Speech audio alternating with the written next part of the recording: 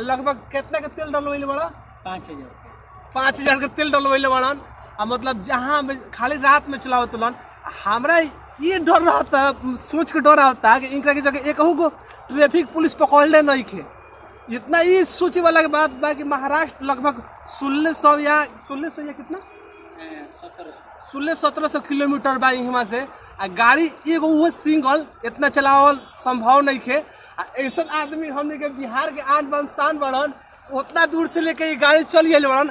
और वो सबके झूठ लागत हुई तो महाराष्ट्र देख ली, महाराष्ट्र देख सको तनी नंबर तो काहे के देख ली। काहे के हमने के यही से कहला एक बिहारी सब पर भारी। आगे थोड़ा दिखा दो, आगे दिखावा ये कोची करैले बड़न। अभी दिखा सको तनी ये आदमी कर सकता है जो हमने के पावर होला, ये आदमी कर सकता। हम अजीत भाई के कहत तनी दाग देतनी कि ऐसा काम कैले बड़ा।